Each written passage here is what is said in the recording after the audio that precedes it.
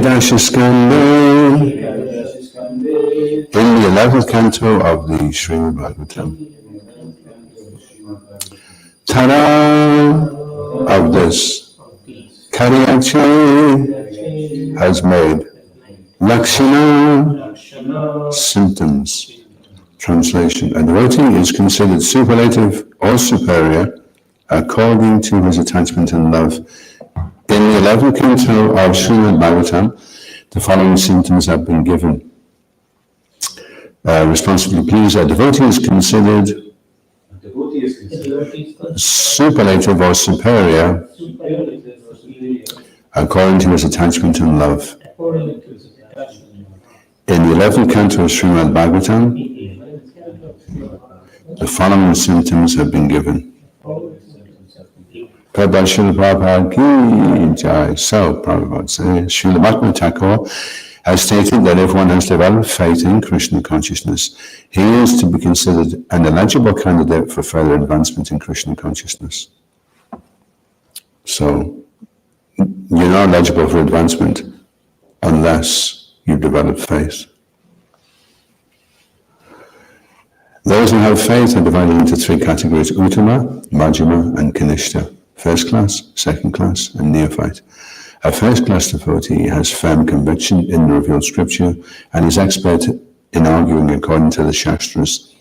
He is firmly convinced of the science of Krishna consciousness. The Madhyama Adhikari or second class devotee has firm conviction in Krishna consciousness, but he cannot support his conviction by citing Shastric references. The neophyte devotee does not have firm faith. In this way, the devotees are typed. The standard of devotion is also categorized in the same way. A neophyte believes that only love of Krishna or Krishna consciousness is very good, but he may not follow the basis of pure Krishna consciousness or how one can become a perfect devotee. Sometimes in the heart of a neophyte there is attraction for karma, jnana, or yoga. When he is free and transcendental to mixed devotional activity, he becomes a second-class devotee, and when he becomes expert in logic and can refer to the Shastras, he becomes a first-class devotee. The devotees are also described as positive, comparative, and superlative in terms of their love and attachment for Krishna. It should be understood that a Madhyama Adhikari, a second-class devotee, is fully convinced of Krishna consciousness, but cannot support his convictions with Shastric reference. A neophyte may fall down by associating with non-devotees because he is not firmly convinced and strongly situated. The second-class devotee, even if he cannot support his position with Shastric reference, can gradually become a first-class devotee by studying the Shastras and associating with a first-class devotee. However, if the second-class devotee does not advance himself by associating with a first-class devotee, he makes no progress. There is no possibility that a first-class devotee will fall down, even though he may mix with the non-devotees to preach. Conviction and faith gradually increase to make one an Uttama Adhikari, a first-class devotee. Om Agyanati Vedandasya Vinandina Shalakaya Chakshuramanitam Vena Tasmai Shri Gurave Namaha Shritaritam Yamanavastam Stavitam Dirnabhutale Swamupakadamayam Dadati Swabhadantikam Jai Shri Krishna Chaitanya Prabhu Nityananda Shri Advaita Gadadhar Shri Vasari Bhagavatinda Hare Krishna, Krishna Krishna, Hare Hare, Hare Rama, Rama Rama, Hare Hare.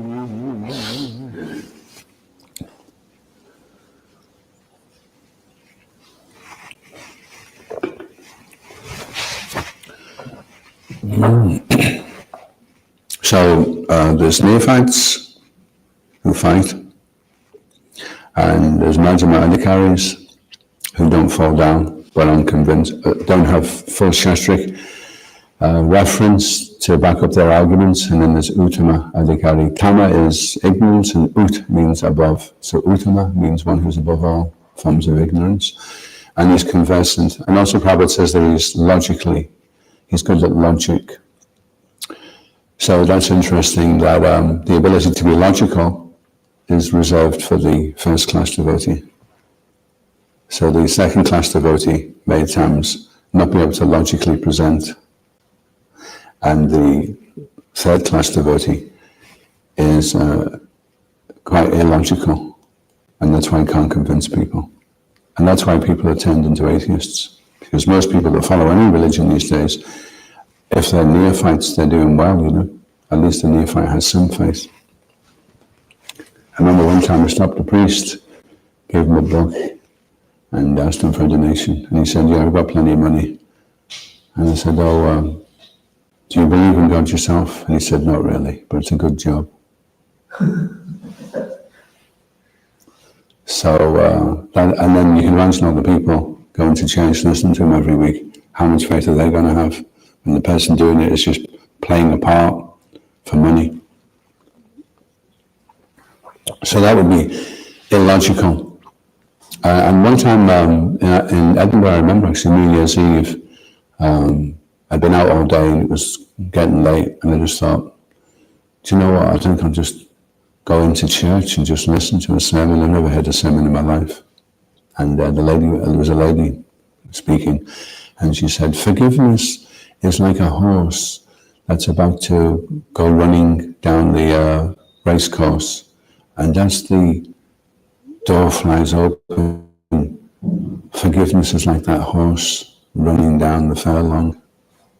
So I was thinking, well, it's kind of nice, it's a nice sentiment, but there's not a lot to get your teeth into there, is there really? Maybe the horse's saddle. But it's like, it's not really philosophically, logically, I mean, what's that got to do with anything, a horse? I suppose it is a relief. For some people it wouldn't be a relief to forgive somebody, it'd be a relief to see the person hung, you know. That'd be the horse running down the furlong. It would only be a relief if you were like really aligned with the mode of goodness, you know, and you were aspiring for that. So what an amazing contrast that we have so much philosophy, but now the challenge is, can you become logical? Can you have a reason for why you're doing everything? Do you know why you're doing what you're doing? You know, there's a lot of things we do in the morning. Do we know why we purify our hand before we do this? Do we know why we generally do particular things? Do we really know why we do them? And for the neophyte, he just does them because he's doing Vaidhi bhakti, so he's committed to following the process, and he wants to see other people following it as well. So the neophyte can be a little bit fanatical. Hey, what do you think you're doing? But he doesn't really know why he's doing it himself. But he does know he should do it. He's at least convinced of that. And then in the intermediary stage, he goes from Vaidhi into it becoming a little bit more natural for him. And then Uttama Adhikari, it's not an easy position to achieve overnight. Even we've had devotees that have taken on the position of being spiritual masters, and they've had a battlefield commission, so they've taken on a very difficult service. One mission, Uttama Adhikari, or a very strong, or a very top case, Madhya Adhikari, then you'll struggle because it's not just your karma and your mind you're having to deal with now. It's everybody else's karma and mind. So that makes it difficult. And this subject came up the other day in class about the spiritual master if he has some difficulty. So Krishna does emphasize in the Bhagavad Gita, don't deride, well actually Srila Prabhupada in the purport, he says the devotee, the saintly person, he may perform some abominable activity, and that's between him and Krishna and his spiritual master. But for yourself, you should just avoid deriding him. If you deride a devotee that has some difficulty, then you are in a more difficult situation than a devotee that's had some fall down or performed some abominable activity. So we don't tend to think that. We think, well, I'm okay, I'm completely squeaky clean. I know, look at him, he's made a mistake, let's deride him. So Krishna's not keen on that. He knows the devotee may fall from the standard at times, but if he gets back up and carries on, then he's considered saintly. So if Krishna considers him saintly, then why have you got a problem with that? You've got a problem with something Krishna's saying? Somebody could be having a problem with what Krishna's saying. Krishna's saying, don't deride the devotee. And then he says in the next text, 931, he says, if you look at the devotee who's performed abominable activity in that way, that you still consider him saintly because he's rightly situated, then you attain lasting peace. So Krishna is assuring the devotee, there's no need for you to make comments or derogatory comments or judgments. You just get on with your own spiritual life. You should have enough to keep you going with all the anarthas that you've got on your plate. So we lose focus of the goal, and then we become distracted by other people's imperfections. So this is neophyte. This is where a neophyte is. And neophyte means kar nishta. Nishta is fixed, which is Madhya Adhikari. He's achieved nishta. And kar nishta, kar means without. So he's without being fixed. So the neophyte is up and down all the time. And because he's making so many aparadhas, so many offenses, then his progress is impeded. So it's very difficult for the neophyte to battle through all that and get to the stage where he becomes fixed and steady in his devotional service. Once he does that, once he's out of the lurch, at least 75% out of the lurch of the material energy, then he becomes steady, he becomes fixed. Then he makes real advancement. Because the caliber of service he's rendering is so high and is so pleasing that he takes off very easily. He becomes airborne. After being on the runway of Anatta Nivritti, he's airborne now. And effortlessly, he accelerates up and ascends to higher and higher levels of consciousness day by day, moment by moment. But the runway is the difficult part, getting off the ground. And we can't afford to divert our energy into anything other than accelerating. Every day trying a bit harder, every day becoming a bit more attentive to what's going on, a bit more conscious, and not becoming distracted by other people's faults. So it's a major stumbling block. I am toying with the idea of putting together a book on Sankirtan, and it will be all the different things that stop devotees from doing Sankirtan. Usually the first 4 or 5 years aren't too much of a problem, but then after that different things crop up. And one of them is that the Sankirtan devotee starts to become very accomplished, and then he starts looking down his nose at other devotees and making offenses. When you make offenses, then material desires will come in. Your ability to follow the right of principles becomes impeded. Your ability to chant becomes impeded. Your relationship with the spiritual master becomes compromised. Everything starts to go downhill. And that can be very dangerous if you develop a mundane consciousness while still in the association of devotees or on the periphery of devotees. Then you put yourself in a very difficult situation. You can say and do things which later on you may regret because you're not fully aligned with what the spiritual master wants. Anyway, that's the Kanishta. The Madhya Adhikari, he wants to preach, but he doesn't preach as well as an Uttama Adhikari, as you can imagine, because the Madhya Adhikari, he's very convinced about what he's saying, but he can't back it up always, whereas the Uttama Adhikari can. So if you have 3 devotees going out in Sankirtan, a Kanishta, a Madhyama, and an Uttama, the Kanishta will come back with some donations and a few books. The Madhyama Adhikari will come back with a lot of books distributed, a lot of Lakshmi collected, and a few people, their interest, their curiosity has been piqued.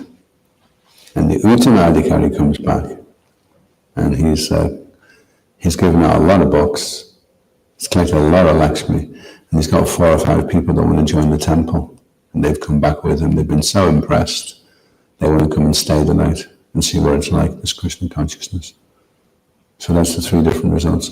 The Uttama Adhikari is very powerful because he has the conviction and drive of the Madhyama Adhikari, and he has the logic and shastric intelligence of the Uttama Adhikari. So he can't. They said that in all the conversations Srila Prabhupada had, He was never defeated.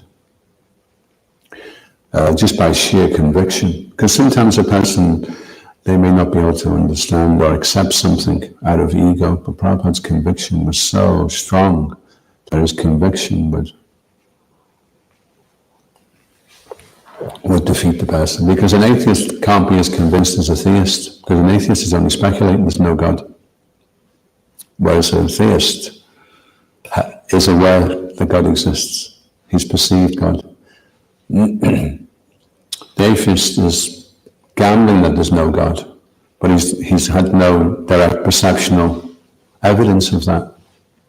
You cannot prove that God doesn't exist. Or will they try, like anything? In the 16th chapter, the way the demon tries to prove there's no God is he kills people. And every time he kills someone, he says, see, where was your God? I'm just going to drop a bomb now, 50,000 people dead. Where's your God? That's how they prove that God doesn't exist, going around killing people. Whereas the Uttama Adhikari, he's aware of his relationship, he's aware of his swarup. He can see, like they're showing you now, they've got these AI videos they show you, and the deities are like that, and then the next minute the deities are dancing and blinking. So that's how the Uttama Adhikari sees the deities. We see them just like this, but the Uttama Adhikari can see they're alive. So you can imagine how powerful that is. When he goes out, he's unshaken, he's undefeatable, and he has the heart of a Bengali mother. So he's very caring. People they just melt, you know. Everyone is looking for guru. Everybody wants somebody in their life, like we were reading in the Nectar of Devotion. The second class devotee is only going to achieve the top position if he gets the association of an Uttama Adhikari. Otherwise, he can't make advancement. So it's essential that you get that association. And then for one that has achieved that, obviously it's essential that he shares his association, because it will have such a powerful effect. It's amazing in the Prabhupada memories, it wasn't necessarily the devotees that got the most association with Srila Prabhupada that fed the best when Srila Prabhupada left. That wasn't the case. And some devotees, one devotee in the memory, he remembers the only thing Srila Prabhupada said to him. He paid his obeisances and he looked up, and Prabhupada was looking at him as he looked up, and as he stood up, he went, Jai. And so it was like, and he talked to that Prabhupada was saying, you'll achieve victory. So that kept him going his entire life. So if you take the association properly, then it doesn't take a lot. And in the book by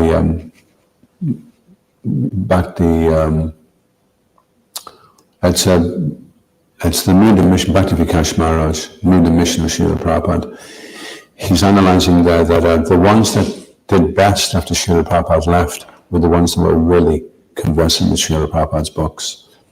And even though some got lots of Prabhupada's association, if they didn't have that habit, they weren't rooted in the habit of rising early and studying, then they didn't fare well when Srila Prabhupada left. Whereas the others, they weren't only in a relationship with Srila Prabhupada, because they were habituated to reading every day Srila Prabhupada's books, they were in a conversation with Srila Prabhupada, which is more intimate and safer to be in a conversation with Srila Prabhupada than just in a relationship with him. And Srila Prabhupada will speak to you through the books. He'll tell you what it is that you need to hear. You may not even know why you need to hear it, but you read something and you're like, that's pretty interesting. And then later on, oh, yeah, okay. And it's stage by stage, Srila Prabhupada will speak and reveal. And his books are amazing because they can be read by the Kanishta, by the Madhya, and the Uttama, and each one will get something different from what Srila Prabhupada's saying. And then if we're very fortunate, if an Uttama Adhikari reads Srila Prabhupada's books and then says to us, do you know what Srila Prabhupada's saying here? And we're like, you're not the body. And then, well, actually, he's saying that an eternal part and parcel, or whatever he says, and suddenly we get this in-depth appreciation of Srila Prabhupada that may not be appreciated in just the gloss of the words. So therefore it's essential for us to get the association and read the realization of Prabhupada's disciples that have accessed the treasures that are locked away there in Srila Prabhupada's purpose. What he's indicating.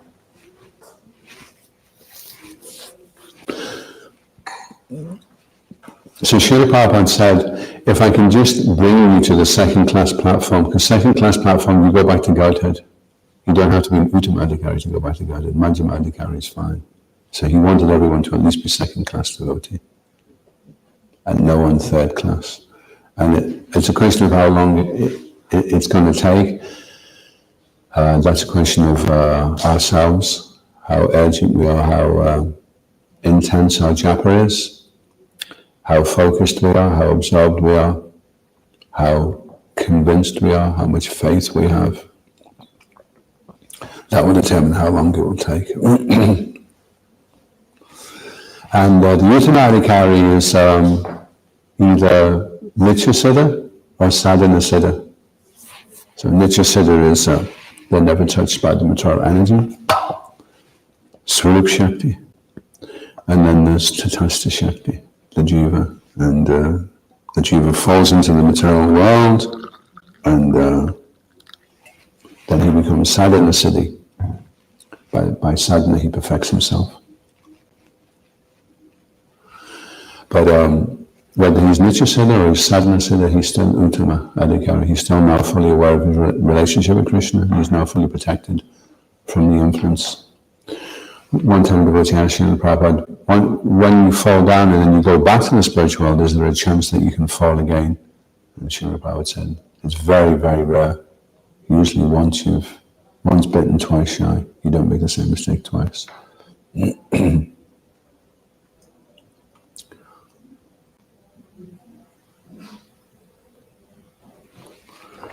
So here we are, practicing Krishna consciousness, shifting through the different levels to become lowercase Madhyama, middle case Madhyama, and then higher case Madhyama, and then into Uttama, lowercase Uttama, middle case Uttama, and so we've got plenty of work to do, and we've got plenty of Shastra to learn. And we have to learn it not just by rote. Like you can, Matra spouses, they can't tell you, oh, it's raining. But you just said you've got to tolerate it without being, well, I know the sloka, but it doesn't affect the fact that I've got a hole in my shoe. And I'm going to get wet feet today. And therefore I've got a good reason for moaning. But Matra spouses to kantaya, translated means no moaning.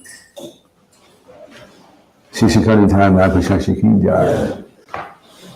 think you know the verse, Matra smasas to kantaya, sitoshna sukadukada, agama payidanichas, time to take sense of bharata.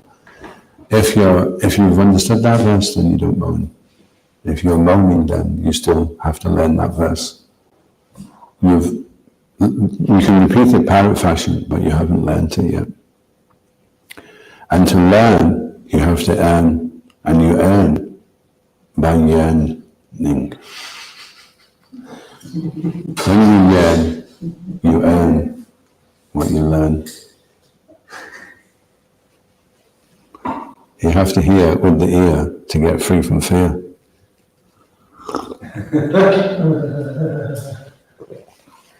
Or you won't be here. And to Krishna we want to be very near. And follow the spiritual master, whose human form of life is like a boat, and he is the one that steers us in the right direction. We think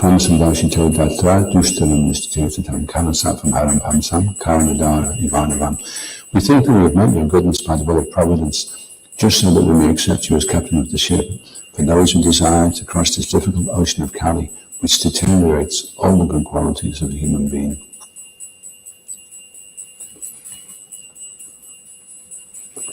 So we're kind of stuck in a situation. We can't say, I don't think I like that, actually. I don't think I want to consider myself as being in an ocean. You can't say that because you are in an ocean. And then if you're in the ocean, do you want to get aboard a ship? I think I'll just take my chances in the ocean when you've got no chance. So it behooves us to be aware that we are in an ocean and that it is deteriorating all the good qualities of a human being, and that we need to get that ship, we need to get aboard it, and then we need to accept a captain of the ship.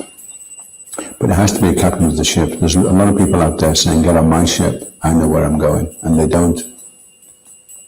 So while we're being buffeted around in the ocean, which is a very chaotic and confusing situation, we've got to somehow try and determine where there is a bona fide ship being steered by a bona fide spiritual master. And in this age, people are very unlucky. So although some people, there's not so many, but some are aware that they're in an ocean. So that's a major step forward. And then of them, who actually finds, and even if some of them find a ship, or what they think is a ship, how many of them have a ship that's being steered by a pure devotee, an Uttama Adhikari? Very rare. So we're in a very fortunate situation. And just because we're now out the ocean doesn't mean that we're still not being affected by the storm in the ocean. We're still being shaken about. And those modes of nature are like waves, and they're hitting the ocean. And our only shelter, the ship is the Association of Devotees. It's the International Society for Krishna Consciousness. And there's maybe different rooms in the ship with different gurus. Some of them are Vasikas, some of them are Tattva, some of them are more into book distribution, some are more into Bajari work. But you have to find one that you can get in, and feel okay with. And then the ship's going back to Godhead. Natvam Sandakshito Dattara Dushtaram Nishtitatam Karam Safaharam Pumsam Karanadara Ivanavam. It's a beautiful verse. We think it would make your goodness by the will of providence. So Krishna is very kind. He will put you in contact with a bona fide spiritual master. And then after doing that, then you also have to beg Krishna, now that you've put me in contact, please give me the intelligence to accept your direction, and please direct my intelligence. It's not enough that we're on the ship now, because there's quite a few that get on the ship and then get swept back off the ship.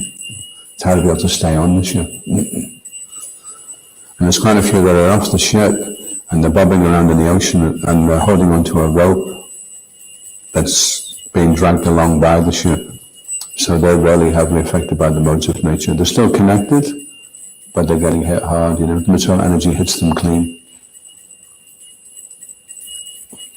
At least if you can get onto the ship and follow the four-letter principles and chant 16 rounds and cooperate nicely with the crew on the ship and follow the directions of the captain of the ship, then you're reasonably, you're not wet, you've got a roof over your head when you get inside the cabin, and there's hot prasadam, and things are reasonably nice. But if you're holding onto a rope and you're off the ship and you're being bashed around and there's sharks swimming in that ocean and you can get smacked against a rock and you can get buffeted and it's going to be a rough ride. And to hang on for your entire life in that situation is going to be difficult. Better to just get aboard, Get with the program. Do something on the ship, clean the decks, fold the sails, paint the inside of the cabin, do something. Stay on the ship. I've never seen anyone that got swept off the ship that looked the better for it. It's not like you see them years later. Oh yeah, I left there 20 years ago. It was the best thing I ever did. No one ever says that. Any questions or comments?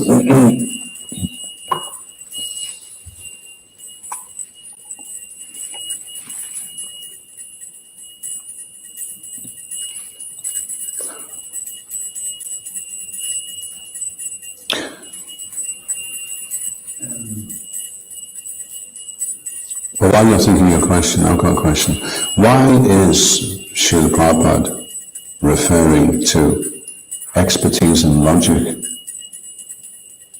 Why would that be such an important quality? No, because logic is rational, which means it's devoid of the influence of emotions. So it implies that one can control one's emotions. So for someone to be logical, be someone who's disciplined in the mind, and that's his own expertise, you know. Does it remind you of the verse?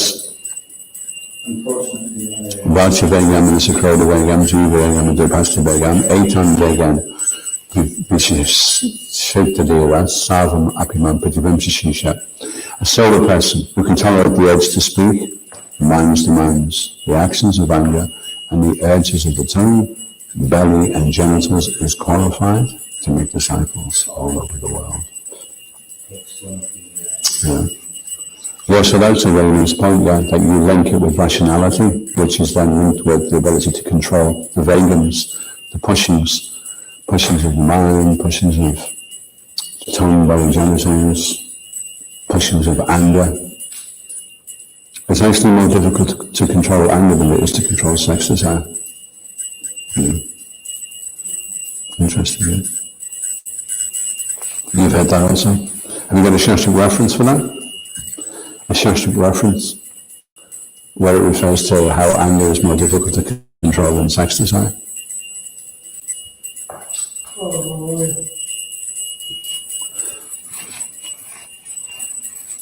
We can see a form of Gita.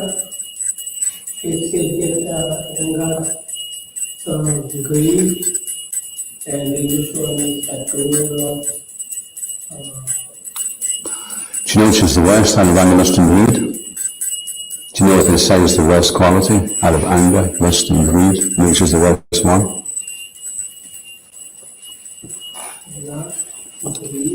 Lust, anger, and greed. The three gates leading to hell, was one of our CDs. Well, actually, you think that, or maybe you think lust, because lust impels anger and greed, but it's actually considered greed, because greed is it's like the fire's out of control now. With lust and anger, you can appease it, but once greed comes in, you could give a greedy person, he wins 200 million on the lottery, and the greedy person will say, oh, I wish it'd been 300 million, that would have been perfect. It's never enough, whatever it is.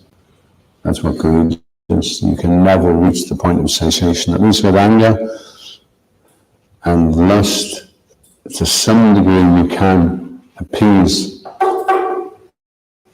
but greed is just... The people that are in power now, some of them are making £100 billion a year. And then, you think they'd say, okay, £1 billion in the bank, I'm heading off now to Africa to give free food out to everyone. They're a normal person will do that, right? And why do you? Because you become so greedy. I made 100 billion, can I make 2 billion? And then all it does is it just destroys the planet, because greed is not sustainable. It just becomes a burning inferno.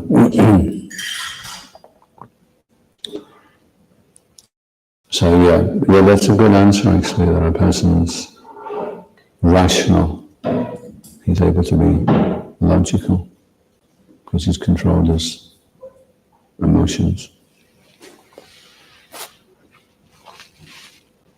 Sometimes we think that neophyte devotees means the newcomers. Means newcomers. The newcomers. Yeah. But according to your explanation from this verse, that actually, yes, in one sense, the newcomers also punished, but the most important thing for us that his a state of devotion, how much he is progressing. If there is ups and downs, no steadiness in his devotional practice, then he is conditioned. But when someone is fixed in his devotional service, like especially in sadhana. In his sattva? Sadhana. Oh, sadhana, Then yeah. we consider him finally that maybe he's going to that. In my book, which I'm going to write on Sankirtan hopefully one day by the blessings of the devotees, it's going to analyze how generally for the first 4 or 5 years, the Kanishta is in a good state. He's very enthusiastic. He's rendering higher quality devotional service sometimes than an older devotee that's been around for 30, 40, 50 years. Because he's very strong, he's following the vows very strictly, he's doing everything very enthusiastically. So his quality of devotional service is of a higher standard than an older devotee who's now become slack and maybe relaxed his vows, although he knows more. But this other one is raw, he's got like raw faith and enthusiasm. He'll do anything, whatever it needs to be done. It's so amazing. Looking in the history of ISKCON, what happens after those 5 years, between 3 and 5 years? Why do we see that it slowly recedes? And the first thing generally an ISKCON devotee will take a step back from is missionary activity. That's the first thing that goes. Book distribution, Sankirtan, that's the first thing that goes. Then they go back into a warm office or do some other service which is not so demanding. So that's the first step back, and then from there some of the other steps back can take place.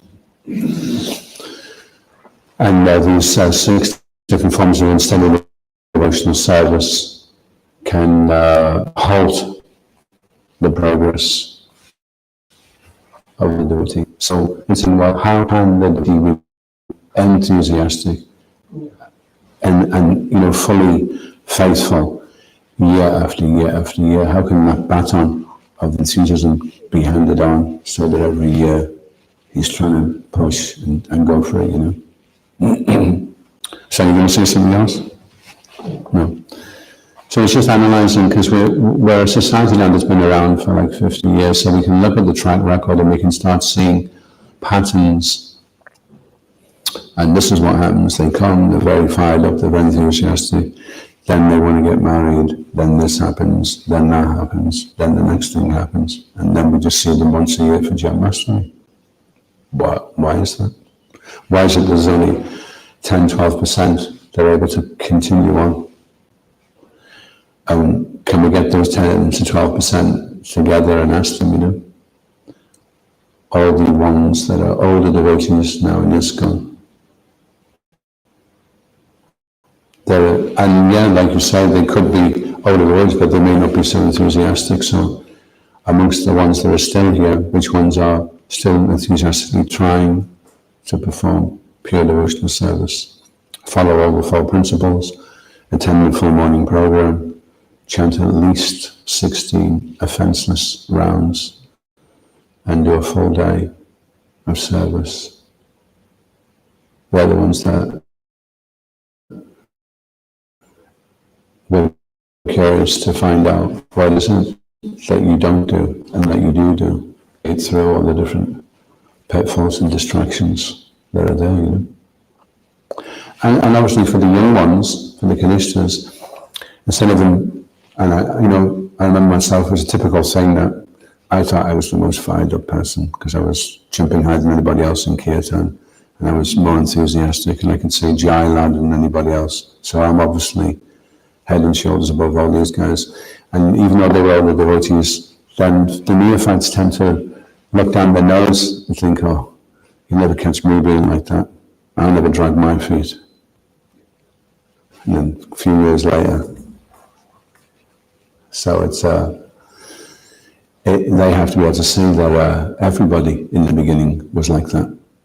And by the influence of the material energy, day by day, year after year, decade after decade, how can you not slow down? How can you keep going, And they should be not looking offensively, but thinking, okay, well, that devotee is obviously was at least as good as me when he started. So what slowed him down? And that could be one section in the book, is that we go to the devotees that have done Sankirtan for years and have stopped now and ask them to reflect, what was it that you think diverted you from doing it, or made you leave the movement, or what was the obstacle, or my spiritual master left, or my wife left, or this happened, or that happened, whatever it was, And then for the new devotees, they can look for that and think, okay, well, that's going to be a major danger here. I'm going to have to be careful. The foundation, the bedrock is Srila Prabhupada's books. They're the shiksha, and anyone that can help me to access that, then Hari Bol. We're just talking about first class, second class, and third class devotees. Kanishtas, Madhyama Adhikaris, and Uttama Adhikaris. So Srila Prabhupada wanted everyone to at least be a second class devotee. And remember that example of the turtles? It always reminds me of the turtle example. There's a beach somewhere on this earth, and there's a phenomenon that takes place every year. You have the turtles. See, for a turtle, they can't lay their eggs in the water because their eggs will get smashed. So they have to lay them on the sand, and they have to be high enough up the bank of sand so that when the tide comes, it doesn't wash them away. And all the birds know when the turtles are going to hatch, so they're all waiting. The next minute, these little turtles pop up the eggs, and they start running towards the ocean. And the birds, they can't peck on the back of the turtle because it's too hard. But if they can flip it over, then they can eat the turtle. The turtle's helpless. So the turtle's got to get, as soon as it gets out the egg, it starts running. As soon as it sees the light, it knows it has to run. And if it can get to the ocean, then it's reasonably safe. And unfortunately, quite a lot of them don't. So when you break your shell in Krishna consciousness, then the race is on. You've got to run till you get to the ocean of Nishta. Confirmed. But you hear that music, as you hit the water, you'll hear that music, and then you know, okay, I'm okay. I'm going to be here for life, and going back to Godhead this lifetime. I've made it. But until then, the race is on. And even when you're in the ocean, there's still dangers, but it's a lot easier. The turtle's a lot more agile in the water, and it doesn't have to exert so much energy to move, So we really need to keep the shell the right way up and not get flipped out or flipped over, and keep moving all the time. No matter what comes and tries to make us unenthusiastic, nope, we're just going to keep going. Hare Krishna, Hare Krishna. Would you like a book? Hare Krishna, Hare Krishna.